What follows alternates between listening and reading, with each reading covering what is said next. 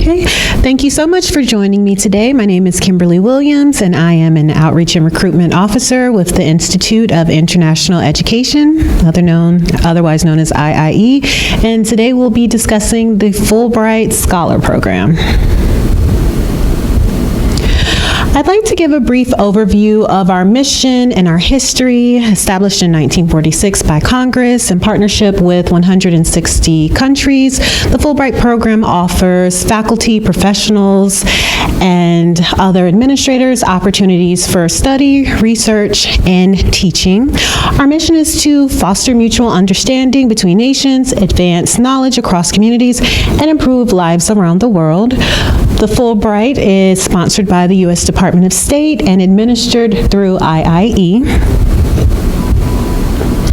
Diversity and inclusion. Diversity and inclusion is at the forefront of our mission. We are actively recruiting applicants from a diverse number of institutions to include minority serving, rural institutions, and community colleges. Our opportunities are open to applicants regardless of their race, color, sex, gender, religion, or gender identity. Fulbright by the numbers. On an annual basis, Fulbright funds 800 U.S. scholar and administrator grants. If you do become a Fulbrighter, you join an expansive network of over 390,000 Fulbrighters. Distribution of awards. So this particular distribution can change any year depending on what the available grants are. As you can see, we offer a wide variety of activities. You have teaching and research. You have research only, teaching only. We have a variety of postdoc opportunities and our administrator seminar. Eligibility for the program. U.S. citizenship is required. Now, in regard to credentials and experience, it's going to depend on the specific award that an applicant is applying for. In terms of returning Fulbrighters that are applying for grants, it is available after a 2-year waiting period. Finding a Fulbright that works for you. The great thing about Fulbright is that we offer a wide variety of activities. As you can see, we offer awards throughout an applicant's career, whether it's postdoc, early or mid-career, distinguished chair, emeriti. Another great feature for the Fulbright is that we do offer the flex option for certain awards. This allows researchers multiple visits over the course of 2 years for them to complete their research. In addition, we offer the regional research awards. This allows applicants to apply up to 3 countries to conduct research, and oftentimes there is a flex option that is available. Again, selecting the right award. Applicants want to make sure they're matching their expertise and experience with the proposal to the award description. You want to pay attention to the regional experience and language ability, as there are certain language proficiencies that applicants must meet, and also your career level, whether it's postdoc, early career, distinguished chair, or administrator. Understanding the awards. We will do a website tutorial later, but I just wanted to give you an idea of what the awards look like. There are 4 tabs at the top that include award details, award requirements, stipend and benefits, and country and area overview. All of the details regarding the award requirements and grant activities will be featured in the awards detail tabs.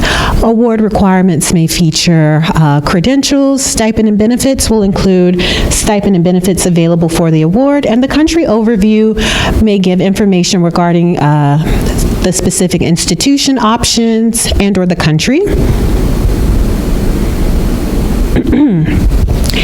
Application components. So the basic components are going to be your application form, your project statement, CV or resume, 2 letters of recommendation. In terms of the letters of recommendation, one needs to be internal, the other needs to be external. Both need to be able to speak to the proposed either research and teaching that you wish to engage in, as well as the research that you're hoping to engage in or teaching in your host country. The language proficiency report if required, and the letter of invitation if required. Supplemental information may include course outlines or syllabi, bibliography, or portfolio submissions, which are generally required for artists or journalists. So the application cycle. Our application cycle just opened, so you are able to log in now and apply. Our application deadline is September 15th. So starting in September, the program staff will conduct a technical review of your application for completeness. This just means that we're making sure that your CV is uploaded, all of your letters of invitation, letters of reference. October through November is U.S. peer review.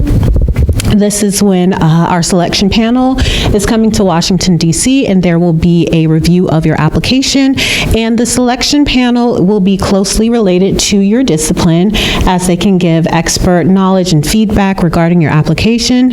November through January, applicants are notified of their status. Recommended applications are sent to the host countries, and our scholarship board will make the final determination.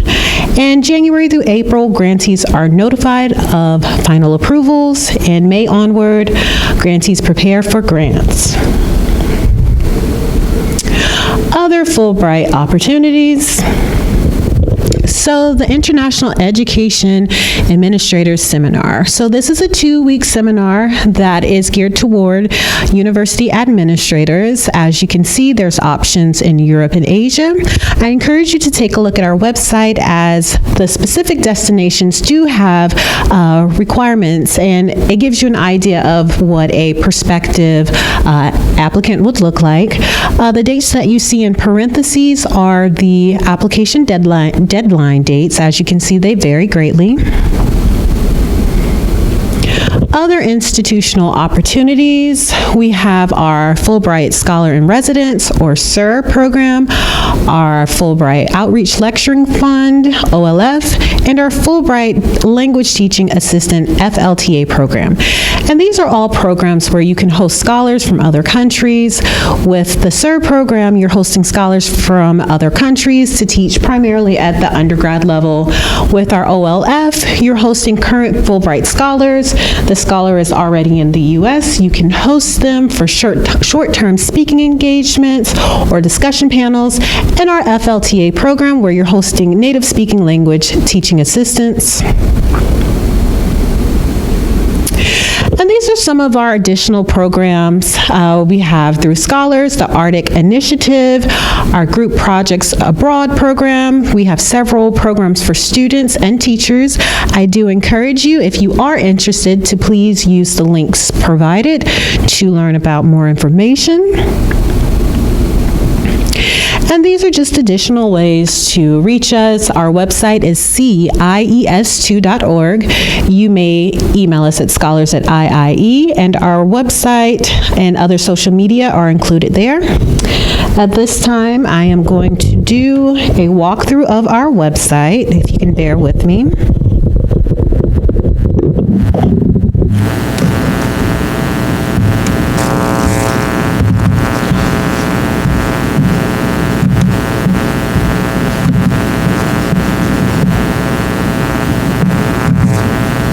Okay. So for starters, this is our home page. I'm going to take you to the awards category. So you would click on Browse the Awards category. So you have the option to search by region, country, and/or discipline. And for this exercise, let's search by country. We'll do Albania. In this case, you'll see all of the active awards for Albania. To the left, you have the option of further filtering it. You can filter by discipline. And let's say for the purpose of this presentation, I'd like to filter by accounting. You can scroll down. You also have the opportunity to filter by activity, which would include professional project, teaching, research, seminar. I'm going to select teaching and research. You also have the option to select grant length. I'm going to actually leave this blank, and I will show you why shortly. Degree requirement. While most of our awards are open to applicants with terminal degrees, there are opportunities for those with master's degrees or individuals whose degree is not a PhD but is considered to be terminal. So I'm going to leave this as any. You do have the option to select candidate profile. And finally, the option to select whether or not a letter of invitation is required. So I'm going to search my awards and see what came up. So it gives me the All Disciplines Award for Albania. So scrolling down, here are the 4 tabs we discussed: award details, award requirements, stipend and benefits, and country and area overview. Let's start with award details. So under grant activity, you will learn of the grant activity. In this particular case, the activity includes teaching courses at the undergrad or grad level in the area of specialization. Also conducting research in the area of specialization. I'd like to highlight on the right-hand side what the activity options are. The options are professional project and teaching, research only, teaching only, or teaching and research. Applicants should identify which activity they'd like to engage in. I'll come back over to grant length. As you can see, the options are 4 to 5 months. There is the option for flex grants. We spoke about this earlier, where you have the option to complete your research over the course of 2 years. Grant dates. The grant dates are October 2021 or mid-February 2022. And in this section, it gives you your location options. In this particular case, it says the U.S. Embassy staff provides information to all interested applicants from the very early stages. So this is a section where your institution where you would affiliate with will be listed. As we discussed, this is the flex option, and under flex description, it will vary upon award. But in this particular case, the parameters are a minimum length of the total grant is 4 months and a maximum of 6. So it is very important to pay attention to the parameters as they vary per award. This particular award is open to all disciplines. And special features includes any pertinent information. In this particular case, this is very important. The U.S. Embassy will continue to assist scholars in identifying and securing acceptable housing. Host universities are also willing to work with scholars to make housing arrangements. This is very important to pay attention to because not every award will offer assistance with locating housing. Okay, we're going to the next tab, award requirements. The letter of invitation. In this case, a letter of invitation is optional. I always encourage applicants, if it's optional, to go the extra mile and to actually obtain it. Any pertinent information regarding invitation, the letter of invitation will be included, as will language proficiency, and in this case, it is not required. Applicant profile. So this gives a peek into additional information regarding qualifications. In this case, it says applicants with an MA or other professional degrees and at least 5 years of substantial experience in their fields will be considered, and it's highly desirable. So it is, again, important to read any type of information regarding the additional qualifications that are not readily available in the awards details. Under additional comments, this gives a list of institutions that applicants are able to affiliate with. And again, they give contact information. It's always a great idea to reach out to the institution just because you'd like to inform them of your plans for, let's say, research, and just ensure that it is something relevant that they're hoping to engage in. With all disciplines awards, sometimes there isn't listed any specialized field. So it's always a great idea to reach out to the institution just to let them know what you're seeking to propose and if it is indeed relevant. Okay, this takes us to the next tab of stipends and benefits. This gives you an idea of what the monthly stipend and allowances will be, the estimated travel and relocation. And again, each award is different. However, in this case, there is a book and research allowance, and there is the dependent tuition allowance that is available. And this takes us to the final tab of country and area overview. This gives an overview of Albania and a little bit about the different institutions within the country. So assuming that this is an award you'd like to apply, you would click on the tab and it will take you to the application. And this is also a great place to start with going over some of the application procedures and requirements. I do encourage you, if you have not already registered for my Fulbright, to do so. I'm just going to click this link.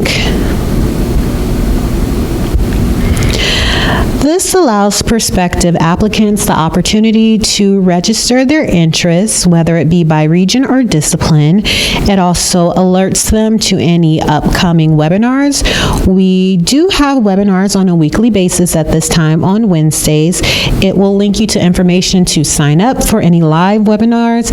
And if you are unable to attend, not to worry, we record all of our webinars. Taking you back to the previous page, under application procedure, you're able to review the eligibility and application checklist. And this is just a great checklist to have, ensuring that you are indeed eligible.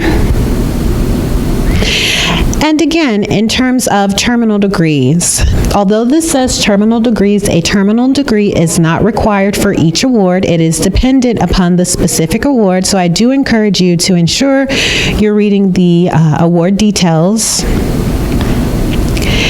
And let's scroll down to application components. New this year is that we are only requiring 2 letters of recommendation.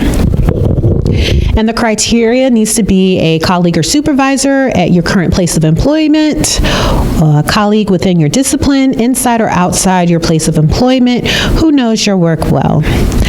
And to add to this, when reaching out to your recommenders, I suggest informing your recommenders of the proposed activity that you seek in the host country, just so that they can speak to this activity and why you would be a great candidate. In addition, if there is a language requirement, you will have to register with a qualified language evaluator. So that gives you a little bit of information about eligibility. We're going to go back. So scrolling down, as you can see, this is the application button. When you are ready, you may click the button to start your application. I'd like to focus on the items that are required for all applicants. There is your project statement, your CV or resume, recommendation letters, portfolio, which is applicable for those in creative or performing arts. And again, information regarding the specific grant activities, we will click on research. So as you can see, for research, a bibliography is required. Teaching, a syllabi or course outlines. And for the combination, whether it's teaching, research, professional project, or teaching, please consult the specific award description.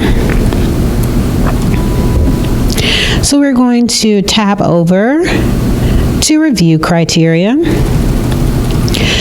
And this just gives you a synopsis of the review criteria, applicant training, background, and experience.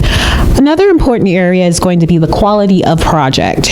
Depending on which activity you choose, we'll select teaching, for example. This gives you a good idea of the quality of project. For example, for teaching, syllabi must represent the applicant's experience teaching the subjects, reflect innovative and effective pedagogical approaches, and sufficiently developed. Same with research, it gives you an idea of what is required.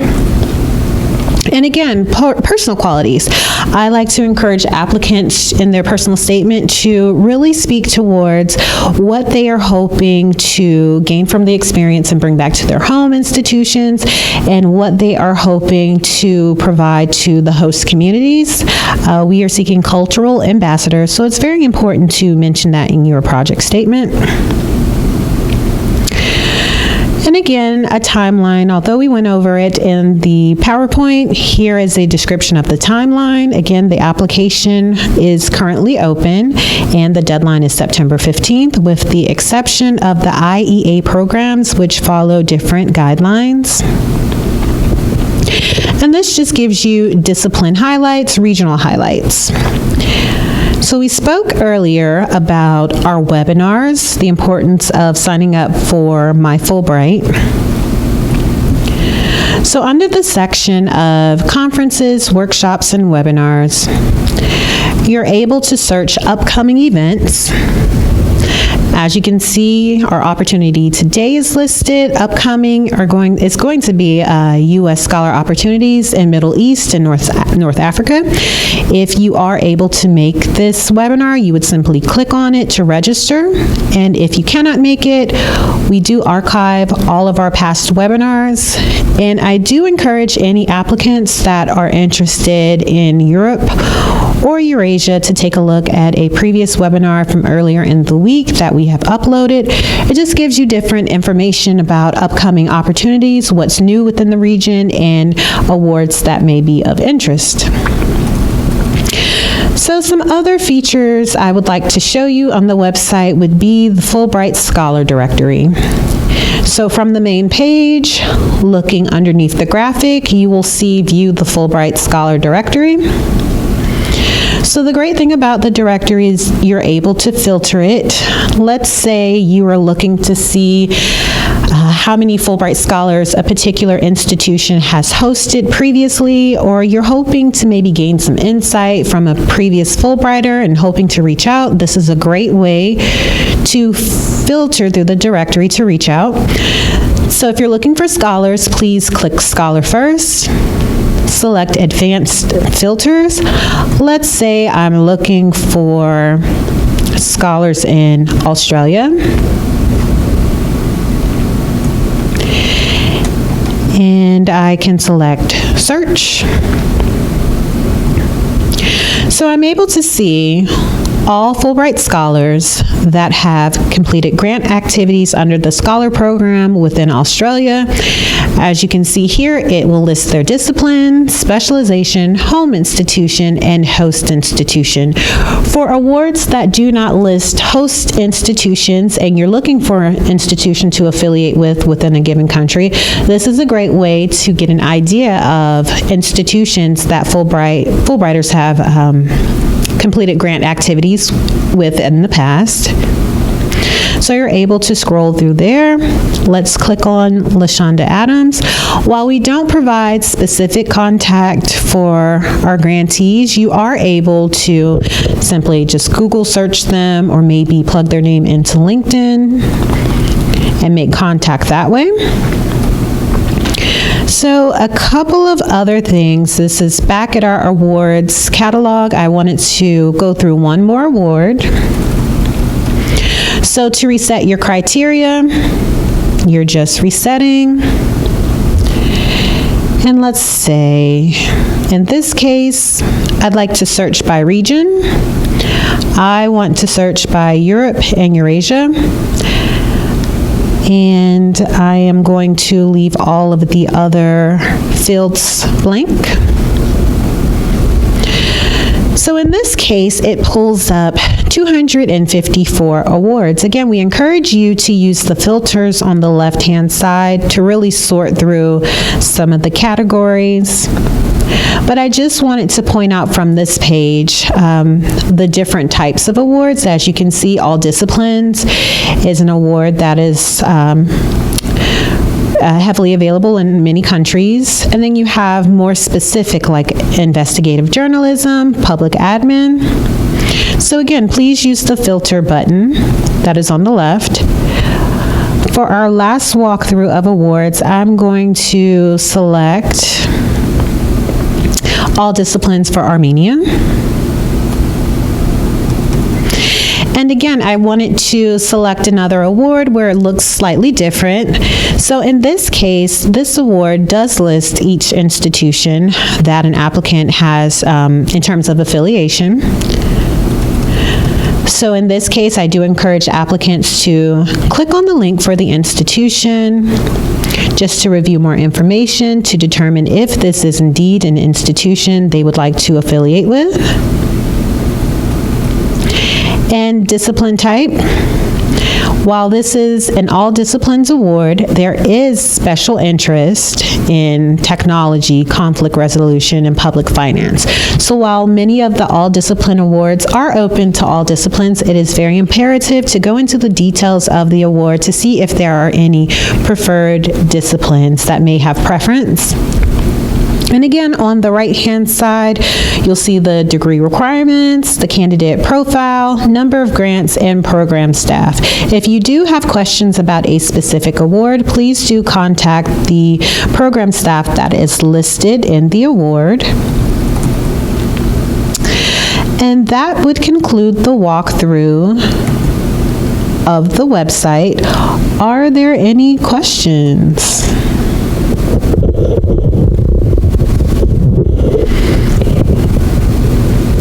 Okay, I do want to point you to a section if you do have any questions. Let's see. There is a section here for frequently asked questions. And so just to touch on a couple of them, how do you get an application? Applications are only available online. Here's another question that I receive often. Are there summer awards available? Well, it all depends. Depending on the region you're looking at, the academic calendars don't begin in some cases until October. So you would have to abide by the time frame that's listed in the actual award. There may be some wiggle room, whereas an award may the start date may be August, but it all depends on the specific award. Let's see, if I am selected, can I bring my family with me on my grant? It depends on the award. For many of the awards, we do have dependent benefits and tuition benefits for the dependents, so it does all depend on the award, but it is possible. Can I apply to more than one country? The answer is yes. We have our regional awards where you can apply to up to 3 countries. And for these countries, you would have to request a letter of invitation for each institution and country that you are interested in going to. A couple of other questions that I get often. Who should write my reference letters? Again, someone who can really speak towards the work that you're engaged in. So if you are applying to a research award, you want to connect yourself with someone who can really speak to your research experience. And again, sharing the proposed activity with your recommender so that they can speak towards why you would be a good candidate. How is my application reviewed and how am I notified? Again, there are several different channels. There's the technical review. If for some reason you are missing maybe a letter of recommendation or CV, the IIE staff will contact you. There's peer review, where your application is reviewed in front of a panel in DC. There's the post and commission review of your application. And finally, our Fulbright Scholarship Board makes the final determination. Let's see. Here's another good question. I applied last year and was unsuccessful. How can I find out why I wasn't selected so I can improve my application for the current competition? So I do encourage you to go back to the awards page and see who the program contact is for the specific award and reach out to your program contact, explain that you would like to apply again for the next year, and your program contact should be able to give you some sort of feedback or map out a plan for you to address certain areas in your application to make yourself more competitive for the next award cycle. This would conclude all of the frequently asked questions. So if there aren't any additional questions, thank you so much for attending, and please feel free to use the contacts within the award. We're more than happy to assist you with questions. Thank you.